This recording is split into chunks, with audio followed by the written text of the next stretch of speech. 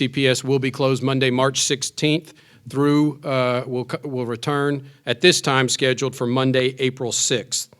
We know this is a hardship for families, and we do want to give time for our parents to make alternative arrangements for their children, especially in regards to childcare. That's why we will be opening tomorrow, and we will be in session tomorrow.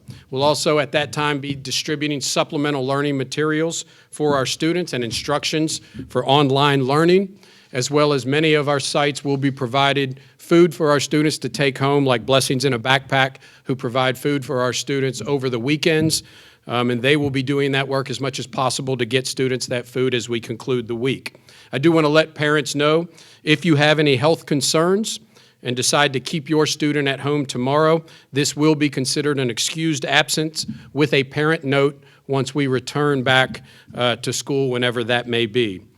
Some additional information about JCPS, and as we move forward, all in-town field trips will be canceled for tomorrow, and after-school activities with large gatherings have already been canceled for tonight.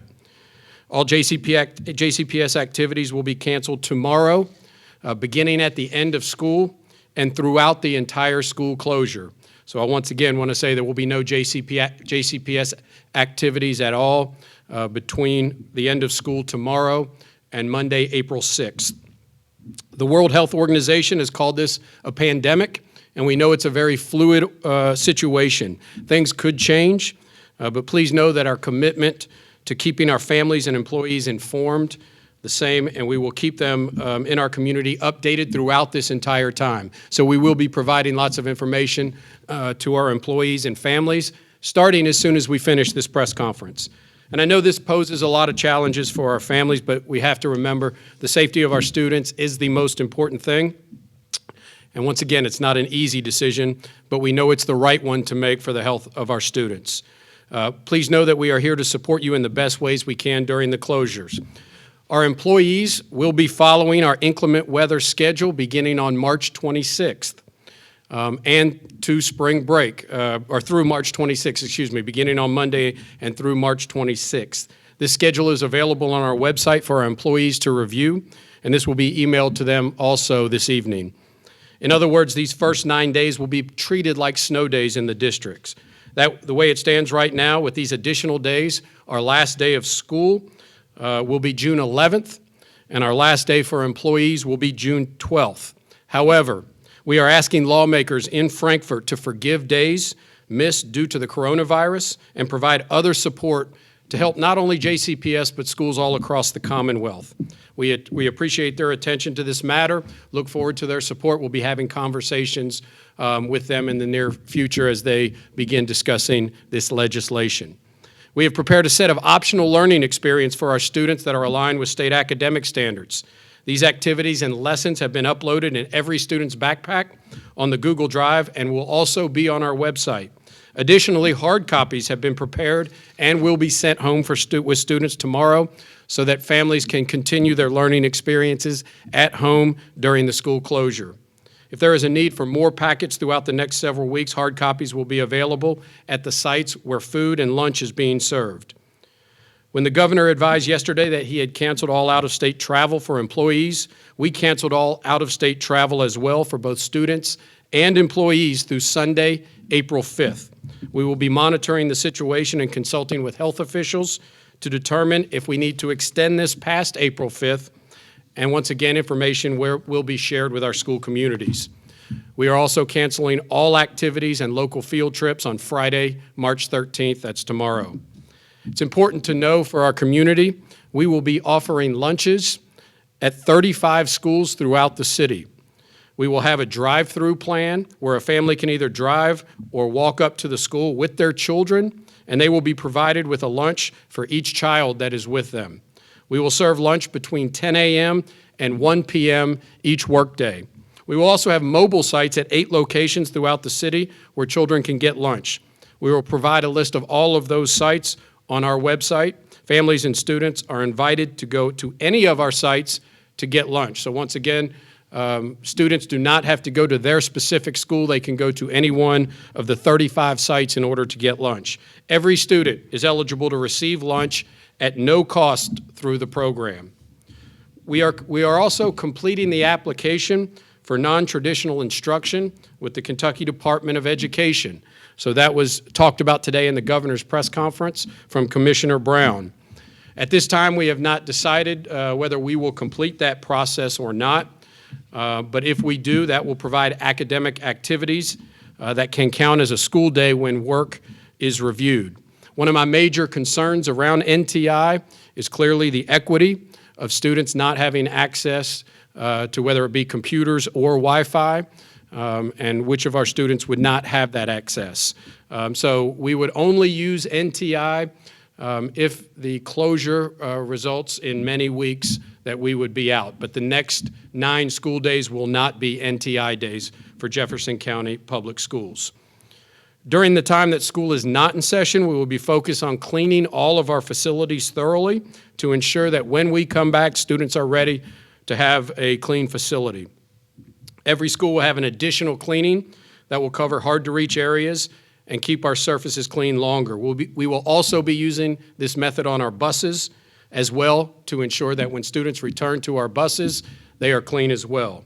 So this is a time that we can come together as a community. I know we are doing that with the mayor and many other organizations, and I want to thank them once again for our support. We know our community partners are already working on ways to support our families. The mayor will detail some of those supports. The decisions made regarding our response to coronavirus, once again, have been made with the best interest of our children. We know parents will still have more questions. There is a section of our website devoted specifically to providing details for families about the upcoming weeks. A full list of frequently asked questions is available along with our feeding sites for families. Information to our employees will be emailed directly to them once again this evening. So once again, we know it's a challenging time in our community. To be out several weeks in the spring is not easy for our students and our families. But once again, our goal is to keep our students safe while also providing them an opportunity for learning and the services that they need, such as lunches. We feel we are doing that. But please continue to stay tuned for advice from local and national experts. As we move forward, once again, we'll be monitoring the situation over the next couple of weeks to see if this will be extended or our students will be ready to come back and we can provide a safe environment. So we'll be watching, obviously, the coronavirus very carefully and be in contact with the mayor, Dr. Moyer, state experts along the way over the next few weeks. At this time, I would like to bring up Dr. Moyer, who will give us an update on the coronavirus and the things that are happening in her department. Dr. Moyer. Thank you, Dr. Pollio. First, just want to say thank you for leading with public health. I know this was not an easy decision, and a lot of factors came into play.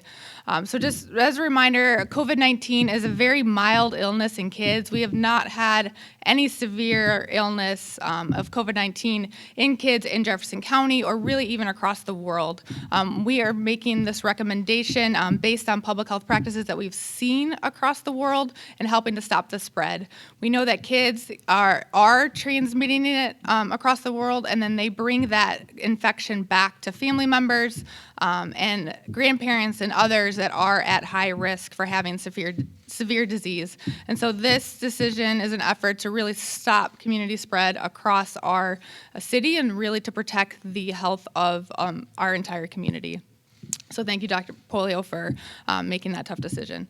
Also, just want to add, too, that please be compassionate to the childcare needs of families right now. There's a lot of healthcare workers, environmental workers, Louisville Metro government employees that we are going to be counting on in the response for COVID-19 in the coming weeks if disease ramps up as we are expecting. And so please be compassionate, help out with childcare so our city can remain clean and our healthcare workers can continue to go to work. That is going to be vital to the success of our entire city's response. So thank you.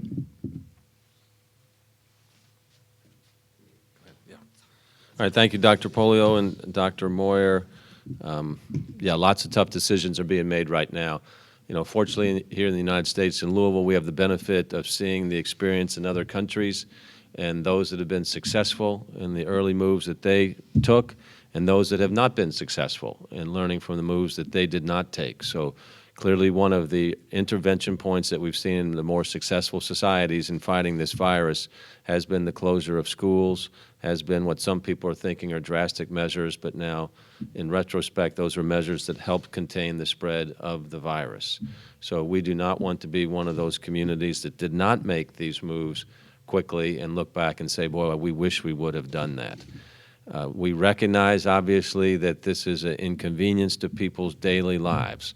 But I want to emphasize, that this is kind of a new normal here for a little while until we get past the peak of what we expect to be coming with this virus. So instead of you saying, boy, this is really inconvenient, I'd like for you to ask yourself, what can I be doing as a citizen of Louisville, as a citizen of America, to help contain the spread of the virus that's going to benefit me, my kids, and all of my loved ones. So if you can frame your decision-making and your action through that number one question first, you'll be doing a tremendous service to yourself, to your family, to your city, and to your country. So we're just at a different time right now, and so we're going to have to take these inconveniences in stride and adjust to this until we get past what will no doubt be a peak sometime out in the future, because we do expect additional cases with this. The most recent additional one, we've just had 2 so far with that, but it was announced at a 5 o'clock press conference earlier today. And there will be more. We just see that through the thousands of other cities that have gone through something like this. So don't want people to get freaked out when they see this, because what everybody can do is take precautions. And just because there's an announced case does not mean that there's going to be a fatality with that. Most of the people will get through this, but all the reason for the concern on this virus is that right now the best available data indicates that it is 10 times as deadly as the flu, and we don't have a vaccine right now. So that's why all of these precautions are being put in place. And just personalize it, if you don't think it's important, to somebody that you love that's in a vulnerable population. The sick populations, the chronic populations that Dr. Moyer talked about, or your grandma or your great-grandpa, and just say, well, is it worth losing them? And I'm sure you would say, no, it's not. Right? So that's why we're taking all these precautions. We love all of our citizens, and we want everybody to have long and healthy lives. Relative to Metro government, we obviously work in conjunction with the Metro Council to make sure we're delivering services that our citizens deserve. The Metro Council is putting forth an ordinance as we speak to appropriate a surplus of $2.7 million that we announced several months ago, or a couple months ago. We were going to put that into paying down the pension, but now we're making that available for emergency services as it might relate to JCPS. Dr. Pollio, with these 35 schools being open, they can serve as distribution points for additional food needs if they surface from us and other community partners. As it relates to Metro events, they've all been canceled or postponed. We're encouraging our city partners to do the same thing, much like you saw with the St. Patrick's Day parade yesterday and the responsible decision that was made by the Hibernians to reschedule that. Our city facilities with our libraries, our community centers, the zoo, they are all still open for the time being. We don't know if that will change or not, but they are all open. There are not any type of organized activities taking place in there. But when it comes in particular for need to access the web, whether it's for schoolwork or to complete the census first day when it started here today, know that the libraries are open. That might change, but they are open for now. Okay, so I just want to again thank everybody for being flexible as each day has gone by this week and people have adjusted to the announcements we've made, whether it's encouraging people to postpone and cancel the facilities, senior homes. People now understand that as well. So as you absorb these different pieces of news, thanks for working through us here. We're going to get through this as a city, and we'll get through it sooner rather than later with the co-op. So as we conclude, I just do want to say one of the most difficult and challenging things, the many decisions that I make, this coronavirus and whether to have school or not. And we're always trying to balance out providing services for kids. So many of the kids in our district get the services that they need at school, whether that be meals or other wraparound services. And so we know how challenging that can be for families when they don't have access to school and the services that we provide on top of the instruction. But once again, the most important thing for us is ensuring safety and the health of our students, and that's why we want to make sure that we do the right thing, and we feel like we're doing that at this point. I can't tell you how much, as you all know, in many arenas, how much this has changed since the beginning of last week, about 9 or 10 days ago, when we really first started digging in to this could be an issue within our school population and changing our plan and taking a look in it and communicating with schools. We were not expecting this to just be 9 days later, but this is the nature of what's happened with this virus. But I can't thank my team enough for the work, around-the-clock work that they have done to assist. I did want to highlight Eva Stone. Thank you very much for your work. You've done great work, and that be whether that be communications or academics or chief of schools, chief of staff, HR. They've been working around the clock to support schools and to prepare, and I know principals are doing that same thing too. So we will work hard tomorrow to support our kids, get this information to them, get the information to our employees and our families, and provide all the supports that we can over the next several weeks. Once again, we will be monitoring the situation closely, especially as we get to our official spring break week, hoping that we will be able to come back to school at that time and that we will be past this as a community. But we know we'll take any action we need to ensure the safety of our students. So thank you, and we'll take any questions that you have at this time. Dr. Pollio, what can you tell us about what happened at Brown? Have you guys had concerns about a possible student being contaminated with the virus and also a 7th grade teacher there? We've gotten a lot of information, just like everyone else in the community, about potential, whether that be in other school systems or in the community. I'll say today we dealt with the Humana patient, just the amount of people who knew or had family members who worked at Humana. So I can't confirm that at this point, and I don't think that's been confirmed at all, but we'll continue to update as we get more information. That student was apparently at a basketball game last week in Indiana with a Jazz player, taking pictures with a player who now has a confirmed case of coronavirus.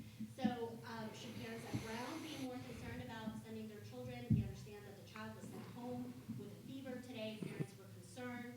What can you tell us? Yeah, I can't confirm that. I don't have that specific information. What I could say is what I'd say to all parents: if they feel that their child has symptoms, that they would get medical attention immediately. Is there any extra cleaning being done at Brown, provided that the school is going to be open tomorrow? We're doing that at all schools as the best we can at this time. You see whether any staff members are under quarantine, whether they're on their own or at the advice of the medical professionals? Not that I'm aware of, no. Yes? Does JCPS have alternative childcare options or recommendations for parents regarding childcare? We do not at this time. I mean, I think childcare, unfortunately, I think a great number of our childcare facilities will also be closed during this difficult time. So we know that's a big challenge as well. So that's why we want to give families the opportunity to make arrangements tomorrow. You guys touched hitting lawmakers. You talked about needing relief with these snow days that you guys are going to be taking. I guess what have you talked about with lawmakers, or have you got any sort of assurances that you guys are going to get that sort of relief? I wouldn't say assurances, but we've had a lot of good conversations and dialogue. What we're really concerned about, Kevin, is how long this could go and when it would be able to come back. I mean, what we don't want to do is clearly have our students into late June and into July not having graduations, not knowing when the end of school is. So we're going to need some support from lawmakers. So I don't have any assurances at this point, but we have had good conversations, and I do believe that they are clearly looking at ways to help not only JCPS. This is not just a JCPS issue.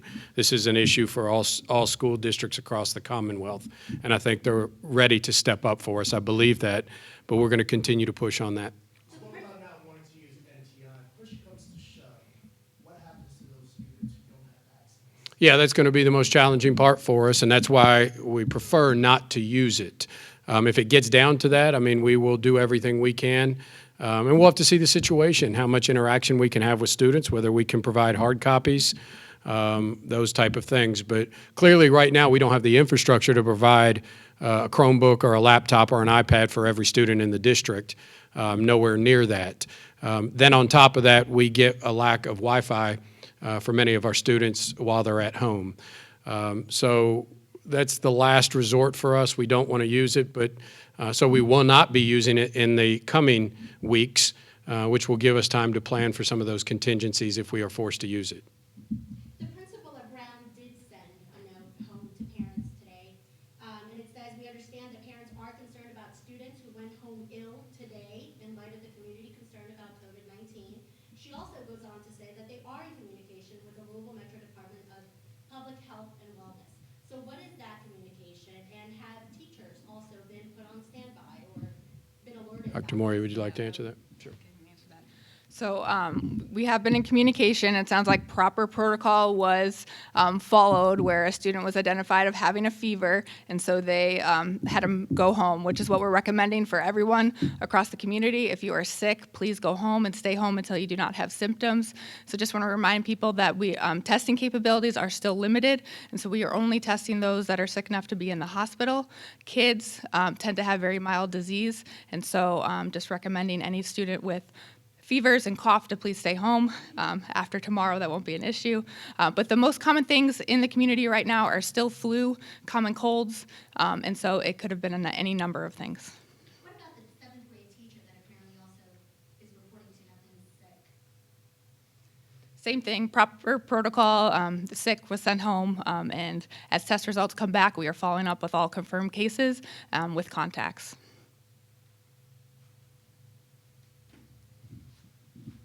Yes. Will JCPS, you mentioned this previously, but will you be helping helping teachers craft lessons for kids through like hard copy like you mentioned? So our team has been actively working on this over the past 6 or 7 work days and have really put together some exceptional materials for students, especially online, where students have the opportunity to go in to their backpack, access multiple assignments really that are project-based and gets students active in their learning based on Kentucky State standards. So I do think the work that they've done in such a short period of time has been incredible, and it will be an opportunity for teachers to use those to access those assignments in their backpack, students' backpack, to stay engaged, and that's what we will be printing off for students. So it really is some exceptional stuff that they've done in a very short period of time to prepare for this. Obviously, the governor made a recommendation for all school districts to shut down for at least 2 weeks. You're the largest school district in Kentucky. How many school districts do you think are involved throughout the state? I think it's hard to say. My guess is the vast majority were. We knew that the press conference was coming today. We were preparing for this either way. I mean, we were at the time that we felt it was important as well. We have a good network of superintendents out there. So I speak often with Jesse Bacon from Bullitt County, Greg Schultz from Oldham County, and have good conversations and make sure that we're on the same page as well. So I think most superintendents, I can't say across the entire state, but from my conversations, I think everybody's on the same page. Thank you all.